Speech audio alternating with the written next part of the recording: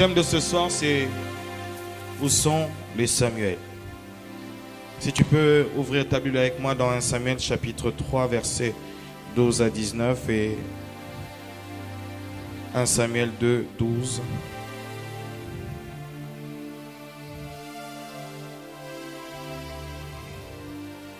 C'est une soirée prophétique.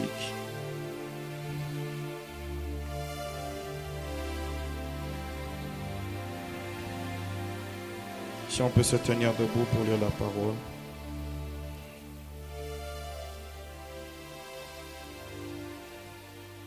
Si on peut se tenir debout, nous voulons lire la parole de Dieu. La Bible dit: en ce jour, j'accomplirai sur Élie tout ce que j'ai prononcé contre sa maison. Je commencerai et j'achèverai. Je lui ai déclaré que je veux punir sa maison à perpétuité à cause du crime dont il a connaissance et par lesquels ses fils se sont rendus méprisables sans qu'il les ait réprimés. C'est pourquoi je jure à la maison d'Élie que jamais le crime de la maison d'Élie ne sera expié, ni par des sacrifices, ni par des offrandes. Samuel resta couché jusqu'au matin, puis il ouvrit les portes de la maison de l'Éternel. Samuel craignait de raconter la vision à Élie, mais Élie appela Samuel et dit: Samuel, mon fils. Il répondit: me voici. Et il dit: quelle est la parole que t'a adressée l'Éternel? Ne me cache rien. Que Dieu te traite dans toute sa rigueur. Si tu me caches quelque chose de tout ce qu'il a dit. Samuel lui raconta tout, sans lui rien cacher. Il lui dit: c'est l'Éternel qui fasse ce qui lui semblera bon. Samuel grandissait, l'Éternel était avec lui. Il ne laissa tomber à terre aucune de ses paroles. Tout Israël, depuis Dan jusqu'à Beersheba, reconnut que Samuel était établi prophète de l'Éternel. L'Éternel continuait à apparaître dans Silo, car l'Éternel s'est révélé à Samuel dans Silo par la parole de l'Éternel. 1 Samuel 2, 12. Les fils d'Élie étaient des hommes pervers et ils ne connaissaient point l'Éternel. Et voici quelle était la manière d'agir de ces sacrificateurs à l'égard du peuple. Lorsque quelqu'un offrait un sacrifice, le serviteur du sacrificateur arrivait au moment où l'on faisait cuire la chair, tenant à la main une fourchette à 3 dents. Il piquait dans la chaudière, dans le chaudron, dans la marmite ou dans le pot, et tout ce que la fourchette emmenait, le sacrificateur le prenait pour lui. C'est ainsi qu'il agissait à l'égard de tous ceux d'Israël qui venaient à Silo. Même avant qu'on fît brûler la graisse, le serviteur du sacrificateur arrivait et disait à celui qui offrait le sacrifice: donne pour le sacrificateur de la chair à rôtir. Il ne recevra de toi point de chair cuite, c'est de la chair crue qu'il veut. Et si l'homme lui disait qu'on aura brûlé la graisse, tu prendras ce qui te plaira. Le serviteur répondait: non, tu donneras maintenant, sinon je prends de force. Ces jeunes gens se rendaient coupables devant l'Éternel d'un très grand péché parce qu'ils méprisaient les offrandes de l'Éternel. Samuel faisait le service devant l'Éternel et cet enfant était revêtu d'un éphod de lin. Sa mère lui faisait chaque année une petite robe et lui apportait en montant avec son mari pour offrir le sacrifice annuel. Que Dieu bénisse sa parole.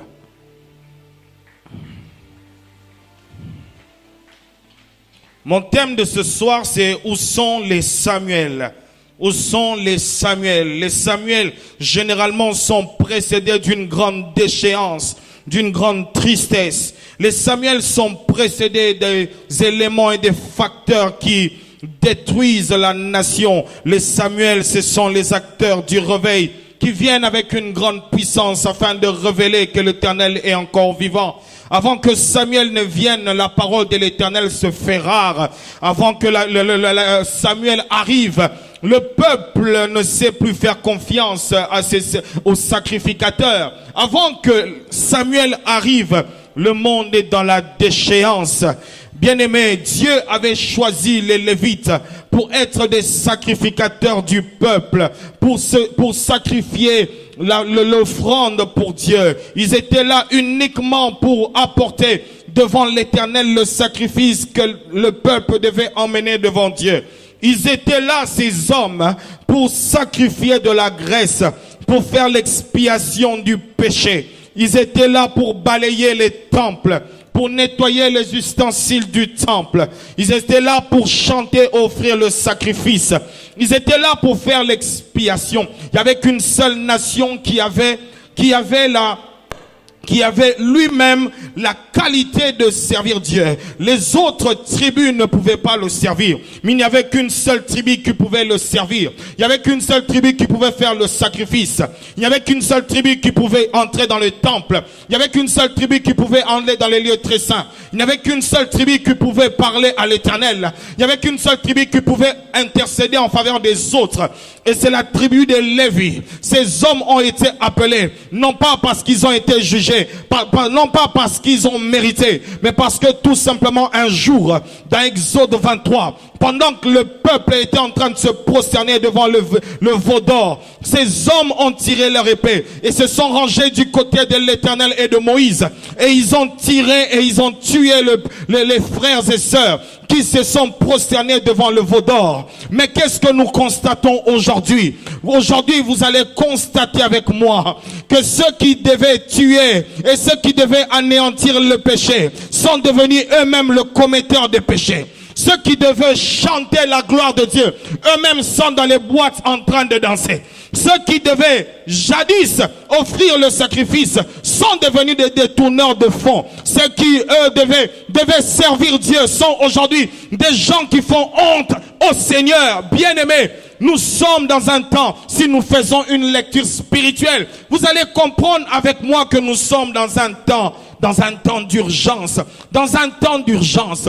Quand l'urgence est arrivée en France, le Quai d'Orsay s'est réuni pour dire qu'à partir d'aujourd'hui, nous sommes en temps d'urgence.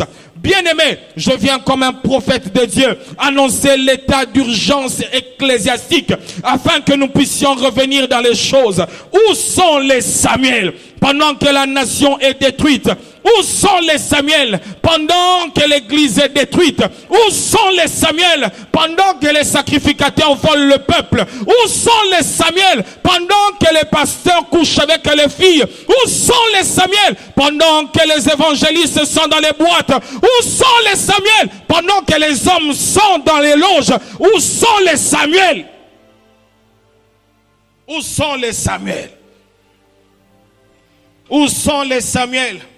Pendant que l'amour s'est refroidi, pendant que ceux qui doivent véhiculer le message ne le font plus, ceux qui doivent protéger le message ne le font plus. Où sont les Samuel? Où sont les Samuel? Où sont les Samuel? Où sont les Samuel? Où sont les Samuel? Où sont ces personnes qui détestent le péché? Où sont ces personnes qui ne sont pas amis du péché? Où sont ces personnes qui ne veulent même pas faire copain avec le péché? Où sont ces personnes qui ne veulent même pas comprendre le péché? Car il y a des choses aujourd'hui qu'on nous enseigne de comprendre. Il y a des choses aujourd'hui qu'on nous enseigne de tolérer. Où sont les Samuel? Où sont les Samuel? Où sont les Samuel? Vous avez lu avec moi, bien-aimés, dans 1 Samuel, chapitre 2, à partir du verset 12 jusqu'à la fin. Vous avez lu avec moi que cet homme, c'était un petit garçon qui a été déposé dans la présence de Dieu par sa mère qui était en prière et qui manquait même des mots. Sa douleur était si profonde qu'elle s'est retrouvée dans la présence de Dieu. Et en ayant un enfant, il dit: j'ai promis à l'Éternel, j'ai fait un vœu de donner mon enfant. C'est ainsi qu'elle va donner son enfant. Et chaque année, elle était obligée de monter avec un vêtement pour donner à son enfant. Pendant le moment où on devait réaliser le sacrifice une fois l'an. Et pendant tout ce temps, et avant même la naissance de ce jeune garçon, il y avait deux fils d'Élie, Ophni et Phinehas. Ces jeunes sacrificateurs. Comme j'ai dit, bien-aimé, servir Dieu n'est pas un mérite, mais servir Dieu est une grâce. Servir Dieu n'est pas parce que l'on passe plus de temps dans la prière, mais c'est une grâce qui a été faite. Ces hommes ont reçu un appel à servir Dieu, non pas parce qu'ils avaient désiré, mais tout simplement parce qu'ils l'avaient hérité. Mais ils avaient méprisé l'Éternel. La Bible dit qu'ils ont méprisé l'Éternel, que tout ce qu'ils disaient, que tout ce qu'ils faisaient était à l'encontre de la parole de Dieu, à l'encontre des principes, à l'encontre même de leur appel. Parce que pour eux, le plus important, c'était de manger la chair, c'était de prendre le sacrifice, c'était de prendre les offrandes. Bien-aimé, tu as une valeur plus que l'offrande, bien-aimé. Le plus important, ce n'est pas ton offrande que tu donnes, mais le plus important, c'est le prix que tu as aux yeux de Dieu. Et ces hommes étaient habitués à venir prendre l'offrande. Que le peuple se sanctifie ou pas, c'était pas son problème. Le problème de Ophni et Phinehas, c'était justement de venir prendre l'offrande. Qu'elle soit cuite ou pas cuite, comme elle est crue, vaut mieux la prendre pour aller manger. Car bien-aimé dans le Seigneur, quand quelqu'un n'est pas appelé, qu'il soit lévite ou pas lévite, quand il n'est pas appelé, il est en train, bien-aimé, d'exercer une fonction dans laquelle il ne connaît pas le Dieu qu'il sert. Ils avaient oublié que le Dieu qu'ils étaient en train de servir était un Dieu qui était en train de consumer par le feu. Alléluia. Et c'était ça le ministère de l'Ancienne Alliance. L'ancienne alliance, c'était des sacrificateurs d'un côté, le peuple d'un autre. Mais au milieu, il y avait comme un rideau qui les séparait du lieu très saint. Un rideau qui les empêchait de voir directement la gloire de Dieu. Un rideau qui les empêchait de directement offrir à Dieu. C'était des hommes, c'était des femmes. Ce peuple qui avait tant besoin de Dieu, mais qui se retrouvent loin de Dieu. Pourquoi? Parce que tout simplement, il y a un rideau qui les empêche, un voile qui les empêche d'accéder dans la présence de Dieu. Mais à nos jours, dans 1 Pierre chapitre 2 verset 9, vous au contraire, vous êtes une race élue, un sacerdoce royal, une nation sainte, un peuple acquis, afin que vous annonciez les vertus de celui qui vous a appelé des ténèbres à son admirable lumière. Apocalypse 1 verset 6. Et lui qui a fait de nous, Jésus qui a fait de nous un royaume, virgule, des sacrificateurs pour Dieu, son Père, à lui soit la gloire, la puissance, au siècle des siècles. Arrêtons-nous un peu dans Apocalypse 1 verset 6. Quand nous parlons de la notion du royaume, l'apôtre veut tout simplement dire, quelle que soit la peau, quel que soit le teint, quelle que soit la couleur, quel que soit le nom, nous sommes régis, nous sommes sous un même régime, une même royauté. Nous avons un même roi qui s'appelle Jésus-Christ. Lui, le roi est l'époux de l'Église. Il veut aussi tout simplement dire que quelle que soit la peau, quelle que soit la domination, autrefois vous ne pouviez pas servir, mais aujourd'hui vous pouvez servir car Dieu est appelé votre Père. Ainsi, la nouvelle alliance est inaugurée par le sang qui a coulé à la croix. Mais aussi un autre signe important, c'est que le voile est déchiré. Il ne suffit pas que le sang coule à la croix, mais il faudra aussi que le voile soit déchiré. Le voile déchiré symbolise la possibilité à tous de servir. Le voile déchiré offre à nous tous la possibilité de servir. Si nous étions en Israël dans les temps anciens, pour prêcher, pour faire le service, pour balayer le temple, pour chanter, il faudrait être d'une lignée. Mais aujourd'hui, que tu sois de n'importe quelle tribu, à cause de la grâce que nous avons reçue, nous pouvons servir le Seigneur. Il est possible qu'un montagne nous balaye le temple. Il est possible qu'un Moulouba prêche la parole. Il est possible qu'un Mungala chante dans la chorale. Il est possible qu'il y ait des intercesseurs de n'importe quelle nationalité. Nous n'avons plus besoin de race, car il a fait de nous un royaume et aussi des sacrificateurs. Nous ne sommes pas simplement des rois, mais nous sommes aussi des sacrificateurs. Dis à celui qui est à côté de toi, nous ne sommes pas seulement des rois, mais nous sommes aussi des sacrificateurs. Nous sommes aussi des sacrificateurs. Nous sommes aussi des sacrificateurs. Je disais, nous sommes aussi des sacrificateurs. Nous sommes tous des sacrificateurs. Celui qui prêche, celui qui balaye sont sacrificateurs. Son lévite et son serviteur. Celui qui prêche et celui qui chante sont aussi du royaume et son serviteur. Celui qui balaye, bien-aimé, a aussi une place importante dans le sacerdoce. Celui qui fait le son et celui qui fait la vidéo ont une place importante. Car sans eux, nous n'aurons pas le son. Sans eux, nous n'aurons pas la vidéo. Nous sommes tous sacrificateurs. Celui qui intercède avant le culte est sacrificateur. Celui qui chante et qui intercédera après le culte est aussi sacrificateur. Celui qui arrange les chaises, lui aussi a le droit d'être appelé serviteur de Dieu. Nous sommes tous, car il a fait de nous un royaume, mais aussi des sacrificateurs. Un royaume, quelle que soit la pluralité des sacrificateurs, il n'y a qu'un seul royaume. Et c'est pourquoi la Bible dit, il a fait de nous un royaume. Ça veut dire des gens qui sont régis par un seul système. Quelle que soit la pomme, mais nous sommes régis par une pensée. Une philosophie, une seule pensée, une seule philosophie. Il n'y a pas deux manières de penser ni de réfléchir. Il n'y a pas une sanctification américaine ou une sanctification congolaise. Il n'y a pas qu'est-ce que je vais dire, my God? Il n'y a pas une consécration française et une consécration américaine. Nous tous, nous nous consacrons de la même manière. Nous servons Dieu de la même manière. Nous prêchons la même Bible, qu'elle soit en anglais ou en français. Ce n'est pas le problème, c'est juste un problème de langue. Il a fait de nous un royaume et des sacrificateurs. Alléluia.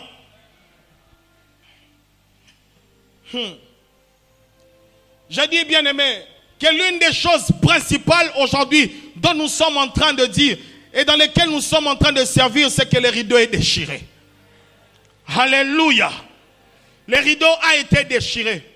Et vous réaliserez avec moi qu'en étant lévite, tout celui qui pouvait entrer dans les lieux très saints et sans vivre dans une vie de sainteté devait mourir.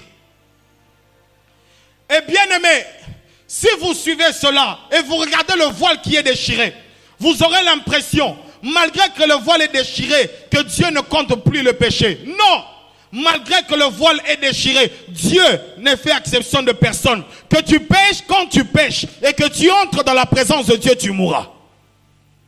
C'est pourquoi vous constaterez avec moi, Ananias et Saphira se présentent devant des apôtres, devant des disciples, et ils ont menti au Saint-Esprit et ils sont morts dans la présence de Dieu. Pourquoi je suis en train de dire cela? Je suis en train de dire ces choses parce que tout simplement aujourd'hui, nous avons l'impression, puisqu'il n'y a plus de voile devant, ça veut dire que Dieu n'est plus un mystère. Puisqu'il n'y a plus de voile devant, on n'a plus besoin de craindre Dieu. On craint généralement quelqu'un qu'on ne voit pas. On craint généralement quelqu'un à qui on a une grande distance. Et puisque nous pouvons accéder dans les lieux très saints, on n'a plus besoin de craindre Dieu. On n'a plus besoin de le craindre. Et c'est pourquoi vous allez constater, en faisant une lecture d'Ophni et de Finé, jusqu'aujourd'hui, vous allez constater, si nous sortons simplement des pasteurs, on est prêt à insulter les pasteurs, on est prêt à les appeler des voleurs, on est prêt à les appeler des menteurs. Mais quelle est ta vie? Si nous sommes un royaume de sacrificateurs, et que toi et moi, nous sommes appelés à servir Dieu, comme Ophni et Finé l'ont fait, mais quel est l'état et la qualité de ta vie d'aujourd'hui?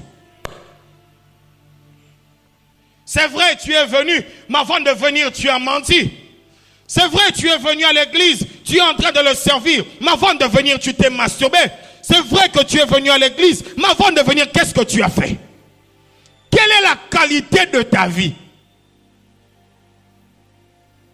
Quelle est la qualité de ta vie? Quelle est la qualité de ta vie? Toi qui prêches, quelle est la qualité de ta vie? Toi qui modères, quelle est la qualité de ta vie? Toi qui chantes, quelle est la qualité de ta vie? Bien-aimé, on croit que le jugement est tombé parce que ses enfants sont morts dans le front. Non, Dieu avait déjà commencé à parler depuis longtemps. Et bien aimé, Dieu a commencé à te parler depuis longtemps concernant ta propre vie. Même pas par les prophètes, mais par rapport à toi-même. Tu as eu des songes, tu as eu des visions, où Dieu est en train de parler intimement à ta propre vie. Tu es le prophète de ta vie. Tu sais que ce que tu es en train de faire ne glorifie pas Dieu. Tu sais. Pourquoi voudrais-tu seulement qu'on vienne devant la chair et qu'on te dise ce que tu es allé faire dans un hôtel? On vient, on est dans l'intercession, mais on est impudique. On est à l'évangélisation, mais on est aventurier. On est à la jeunesse, mais on est soulard. Et tu portes le nom de serviteur de Dieu et tu attends à ce que Dieu se glorifie. Nous avons trop d'hypocrites dans les églises. Nous avons trop d'hypocrites dans les églises. Pourtant le costume dimanche, mais samedi, dormant dans les boîtes. Pourtant le costume et les belles robes dimanche, mais samedi, de lundi à samedi, des vrais pécheurs. Nous sommes des vrais hypocrites. Et nous croyons que de cette manière-là, nous venons à la maison de Dieu. Mais tu sais qu'après ce culte, tu verras ton petit ami. Tu sais qu'après ce culte, tu verras ta petite amie. Une vie d'hypocrisie en l'amenant devant Dieu. Tu n'as même pas peur que Dieu te tue. Tu n'as même pas peur. Ce n'est pas le pasteur que tu trompes. Tu es en train de détruire ta propre vie. Quoi que tu fasses, bien-aimé, le plus important devant Dieu, c'est la qualité de ta vie. Donne les meilleures offrandes, c'est bien. Mais si tu as une mauvaise qualité, tu mourras. Pourquoi on est si hypocrite? Tu sais que si ta vie est filmée et mise à la télé, tu auras honte. Et tu ne seras même pas appelé chrétien. Mais tu aimes être collé à ce titre pendant ce que tu fais est totalement païen. On entend maintenant les sœurs de l'église être engrossées. On attend maintenant les sœurs être déviergées. Vous trouvez que c'est normal? C'est pas normal. Ce n'est pas normal. Aucune crainte de Dieu. Aucune crainte de Dieu. Et tout cela pourquoi? Parce que quelque part, Élie ne sait pas suspendre ses enfants. Le danger, c'est de prier dans une église où on ne te suspend jamais. Quand on te suspend, bien aimé, c'est pour te protéger. C'est pour t'éviter que demain que tu ailles plus loin. Que Dieu vous bénisse, général. Élie n'a pas suspendu ses enfants. Voilà, il va mourir. Non pas parce qu'il a péché, mais parce qu'il a contribué à la déchéance du sacerdoce. Si on ne te dit pas cela, bien-aimé, moi je refuse d'être celui qui t'accompagne dans ton péché. Je suis venu te dire ce soir que tu dois arrêter de vivre dans l'hypocrisie. Parce qu'il y a un jugement de Dieu qui est en train de venir. Je ne parle même pas du temps de la fin. Je parle maintenant d'un jugement qui est en train de venir. Tout le monde prie. Même quand tu vas évangéliser, tout le monde prie. Mais quelle est la qualité de vie des hommes que nous avons? Ne sais-tu pas que voler dans l'entreprise, c'est un vol? C'est un péché. Réveille celui qui dort. Ne sais-tu pas cela? Quelle est la qualité des hommes que nous avons dans nos églises? Quelle est la qualité des hommes qui font descendre la gloire? Bien aimé, des fois Dieu refuse de descendre dans sa gloire. Parce que s'il descendait seulement, les hommes mourraient.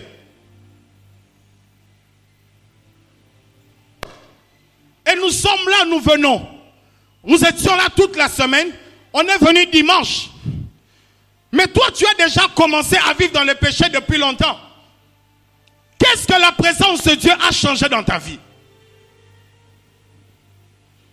Ne crois-tu pas qu'à un moment, il faut que tu t'arrêtes? Et que tu fasses un constat sincère. C'est bien qu'on te voie chanter. C'est bien qu'on te voie prendre la Sainte Seine. Il y a une sœur qui a pris la Sainte Seine l'autre jour. Et on a vu ce que ça a fait. Fais attention, on ne blague pas avec Dieu. On ne blague pas avec Dieu. Sois vrai. Sois vrai devant Dieu.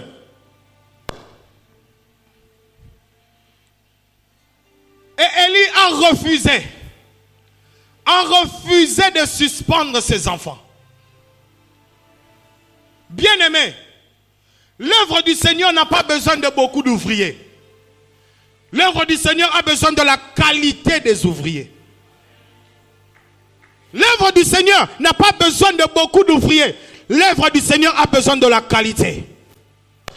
À cause de 2 personnes d'une grande qualité, toute l'Asie a été bougée. 2 personnes. Quelle est la qualité de ta vie? Quelle est la qualité de ta vie? Et bien aimé, avant que Samuel ne reçoive une vision, je te conseille ce soir de te convertir. Avant que ton jugement ne soit acté et que Dieu ne revienne plus sur sa décision, il est temps de revenir. Et ce que j'aime dans Dieu, c'est quoi? C'est que Dieu ne s'attache pas aux hommes, mais Dieu s'attache toujours à son service. Si Ophni et Phiné ne sont pas capables de revenir malgré que Dieu les appelle, Dieu suscitera des Samuel. Je dis, si Ophni et Phiné ne sont pas capables de se repentir, Dieu suscitera de Samuel. Je suis en train de dire à quelqu'un que Dieu suscitera de Samuel. Que Dieu suscitera de Samuel. Que Dieu suscitera de Samuel. Le peuple peut crier désespoir, il n'y a plus des hommes de Dieu. Mais Dieu suscitera Samuel. Dieu prendra un jeune garçon qui prophétisera à 12 ans. Dieu prendra une jeune fille qui prophétisera à 14 ans. Dieu prendra un homme qui le sortira de quelque part afin de le servir. Réponds-toi, Ophni. Réponds-toi, Phiné. Réponds-toi, Élie. Dieu en a marre. Aujourd'hui, au lieu que les hommes se convertissent, nous sommes dans les compétitions inutiles des pleins. Nous sommes dans les compétitions inutiles de qui a le beau temple, qui est béni, qui a répété cette veste de l'église. C'est ça les compétitions que nous avons. Seront-là titre de veste journaux revêchés. Pendant 2 semaines, tu mets la même veste au revêché. Et il y a des sœurs qui n'ont pas de moyens, qui sont pris dans la honte pour venir dans la maison de Dieu. Pourquoi? Parce qu'elle sait qu'il y aura un regard pour lui dire, oh, on a déjà. C'est pourquoi tu vois les gens se prostituer. Pour avoir quoi? Pour avoir des mèches, des plantes. Où sont les Samuel? Maintenant, laisse-moi te dire ce que Dieu va faire. Ce que je dis, ce n'est pas simplement un message, mais c'est une prophétie. Dis avec moi une prophétie. Si j'ai dérangé ton culte, excuse-moi, mais je dis la vérité. Les Samuel, ce sont les gens que Dieu prend. Ce sont les personnes que l'on voit dans les temples qui ne sont pas considérées. On ne croit pas qu'ils entendent la voix de Dieu. On ne croit pas que d'eux peut sortir quelque chose de bien. Les Samuel, ce sont les personnes dans les églises qui sont méprisées. Les Samuel, ce sont des personnes qui n'ont pas de poste, qui viennent juste même dormir dans le temple. Les Samuel, ce sont des gens qui n'ont pas de position dans le temple. Ce sont des petits. Les Samuel, c'est les petits là que tu envoies acheter le papier mouchant tous les jours. Les Samuel, c'est celui-là qui n'a pas de position. Il n'a pas de position devant toi, mais il a une position devant Dieu. La capacité de Samuel, c'est de craindre Dieu et de dormir dans sa présence. Pendant que toi, Élie, tu iras dormir dans ta chambre, mais lui dormira près du coffre de l'Éternel. Pendant que toi, tu acceptes de dormir sur ton luxe, mais Samuel ira dormir sur la montagne. Pendant que tu te crois important et que tu crois que tu es appelé homme de Dieu, servante de Dieu, les Samuel sont les personnes qui sont sur le pavement. Pendant que tu crois que tu as l'onction, les Samuel, ce sont des personnes qui pleurent et qui gémissent devant la présence de Dieu. Pendant que tu crois que tu es arrivé et qu'il n'y a pas d'autre chantre qu'il n'y a que toi, il n'y a pas d'autre chorale qu'il n'y a que la tienne, les Samuel, ce sont les personnes qui se tiennent devant Dieu. Le plus important, ce n'est pas de dépasser, mais le plus important, c'est qu'il veut rester avec Dieu. Et Dieu n'a que faire des hommes qui sont capables. Mais Dieu est celui qui donne les capacités à tous ceux qui se mettent en ordre. Et c'est comme ça, bien-aimé, qu'à l'âge de 12 ans, que ce garçon appelé Samuel va recevoir l'ainsi dit l'Éternel. Il entend Dieu pour la première fois. Il sort de là où il y a la présence de Dieu. Il va poser la question à celui qui a été presque rejeté. Et il comprend que ce n'est pas lui qui l'a appelé. Et la troisième fois, ce garçon répond. Et quand il répond, il dit, mais voici, Seigneur, parle. Alors, l'enfant est en train de sortir ce que Dieu a décidé. Il écoute ce que Dieu a décidé. Toi, bien-aimé, qui reste dans la présence de Dieu, je t'encourage à rester dans la présence de Dieu. Je dis, toi qui es dans la présence de Dieu, je t'encourage à rester dans la présence de Dieu. Laisse au fini faire ce qu'ils veulent. Laisse-les dormir là où ils vont. Mais toi qui écoutes toi qui es dans la présence de Dieu, un jour Dieu se révélera à toi. Laissons le temps au temps. Laissons le temps au temps. Et vous savez ce qui est arrivé? Un jeune homme de 12 ans a écouté la voix de l'Éternel. Et le lendemain, il se réveille. C'est lui qui devait écouter Dieu, était incapable d'écouter le Seigneur. Bien-aimé, la véritable chose qui détruit le ministère et l'œuvre de l'Église aujourd'hui, c'est le péché. Et si tu ne sors pas de ce péché-là, tu vas mourir. Tu vas mourir. Je dis tu vas mourir. Pour finir mon message, je voudrais que tu ouvres avec moi Ésaïe chapitre 6. Que tu te tiennes debout s'il te plaît. Ésaïe 6.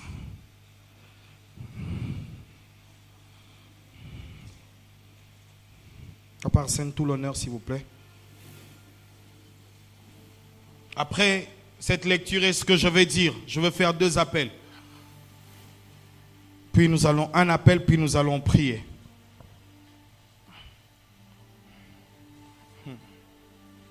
1, 2, 3. L'année de la mort du roi Osias.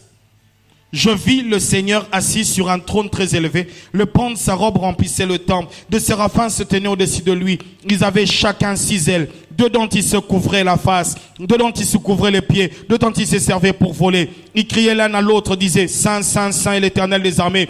Toute la terre est pleine de sa gloire. Les portes furent ébranlées dans leur fondement par la voix qui retentissait. La maison se remplit de fumée. Alors je dis, malheur à moi, je suis perdu, car je suis un homme dont les lèvres sont impures. J'habite au milieu d'un peuple dont les lèvres sont impures, et mes yeux ont vu le roi, l'Éternel des armées. Mais l'un des séraphins vola vers moi, tenant à la main une pierre ardente qu'il avait prise sur l'autel. Avec des pincettes, il en toucha ma bouche. Il dit, ceci a touché tes lèvres, ton iniquité est enlevée, ton péché est expié. J'entendis la voix du Seigneur disant, qui enverrai-je et qui marchera pour nous? Je répondis, me voici, envoie-moi. Il dit alors, va et dis à ce peuple, vous entendrez, vous ne comprenez point, vous verrez et vous ne saisirez point. Restons debout s'il vous plaît. Écoutez ce que je vais dire mes bien-aimés. Ce prophète dans Ésaïe 1, 2, 3, 4, 5, il prophétise. Il voit des choses extraordinaires, étonnantes. Mais quand nous arrivons au chapitre 6, cet homme qui était en train de prophétiser, cet homme a vu la gloire de Dieu. Bien-aimé, quand tu te retrouves dans la présence de Dieu, c'est le seul endroit où l'homme qui est fort se retrouve faible. C'est l'endroit où l'homme qui se croit capable se retrouve comme incapable. La présence de Dieu te met en face de toi-même et tu vois réellement ce que tu es. Si tu es capable de tromper les hommes dans la présence des hommes, mais dans la présence de Dieu, tu ne tromperas pas et tu ne te tromperas pas. La présence de Dieu était le seul moyen où cette personne était en face de son péché. Et il n'avait pas les mains impures, il n'avait pas les yeux impurs. La seule chose qu'il avait d'impur, c'était ses lèvres. Mais ses lèvres ses lèvres impures avaient la capacité de tuer tout le corps. Bien-aimé, un seul péché peut tuer tout le corps. Il a dit, je suis perdu, je suis perdu. Bien-aimé, qu'est-ce qui s'est passé? Lui-même s'est jugé avant que Dieu ne le juge. Lui-même s'est jugé. Il a trouvé qu'il était perdu. Parce que tout simplement, il avait compris qu'il était impur. Et dans son état d'impureté, il ne pouvait pas tenir dans la présence de Dieu. Tu refuses de te juger, tu refuses de te changer. C'est pourquoi le jugement de Dieu vient sur toi. Mais si ce soir, tu acceptes de te juger toi-même et tu acceptes d'abandonner ton péché et que tu reviennes à lui, la grâce de Dieu tombera sur toi. Dieu n'est pas là pour tuer des gens, mais Dieu veut qu'il y ait la sainteté. Un microbe doit toujours être déraciné. Bien-aimé, un avait commencé à engrosser une sœur en divorçant. Aujourd'hui, plusieurs sont en train de divorcer. Et si ces choses ne sont pas ôtées dans la maison de Dieu, bien-aimé, je vous dis la vérité, tout le monde commettra les mêmes bêtises. Et nous sommes à l'époque où nous devons nous juger nous-mêmes.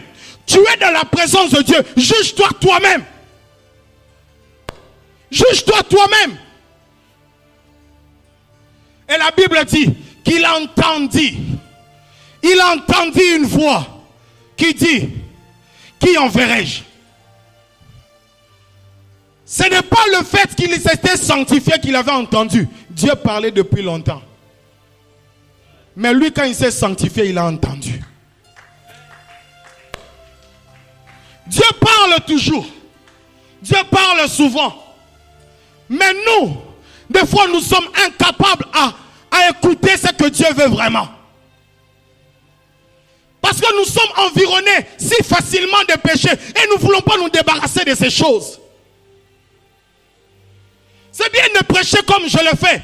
Mais si je dois perdre mon âme, à quoi bien me sert de prêcher? Tu viens à l'église, tu donnes ton transport, mais tu vas le perdre un jour si tu ne te convertis pas réellement. Pourquoi tu es un pied à l'église, l'autre pied dans les boîtes? Un pied à l'église, l'autre pied dans les bars. Un pied à l'église, l'autre pied dans le péché. Jusqu'au point où une sœur va avoir un enfant avec les papas. Ils sont dans la même église. Et vous trouvez ça normal? Bien-aimé, je commence à détester le péché au plus profond de moi. Bien-aimé, je ne veux plus comprendre une faiblesse que j'ai. Je veux me mortifier moi-même. Si tu refuses de te juger, Dieu te jugera. Et Dieu te jugera en dernier. Et quand il te jugera, son sentence ne sera jamais ôtée. Si tu es là ce soir, tu as entendu ce message, je suis en train de te dire, ce n'est pas une blague. Fais attention, le jugement de Dieu arrive. Fais attention, le jugement de Dieu arrive. Fais attention, le jugement de Dieu arrive. Fais attention, le jugement de Dieu arrive. S'il faut te suspendre, suspends-toi d'abord. Suspends-toi. Arrête d'être un hypocrite. Vois l'ancien, dis-lui, papa Mikolo, moi, ça les athées. Jusqu'à quand tu vas vivre dans ton péché? Jusqu'à quand?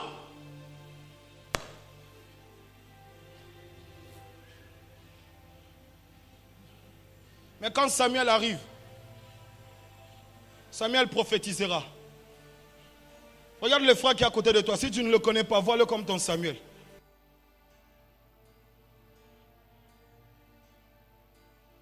Ça fait 4 ans que je suis à la compassion. Avant la compassion, tu ne me connaissais pas.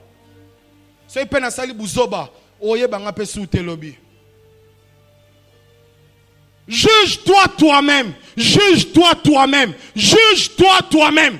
Dit le Seigneur. Juge-toi toi-même. Juge-toi toi-même. Juge-toi toi-même. Dit le Seigneur. Juge-toi toi-même.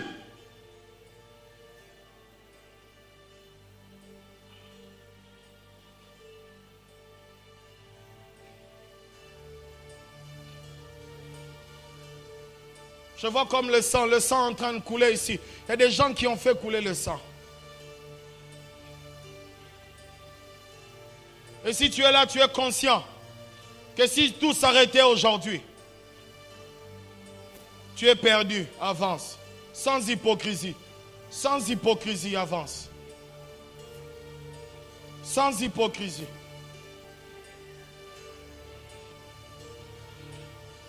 Juge-toi toi-même.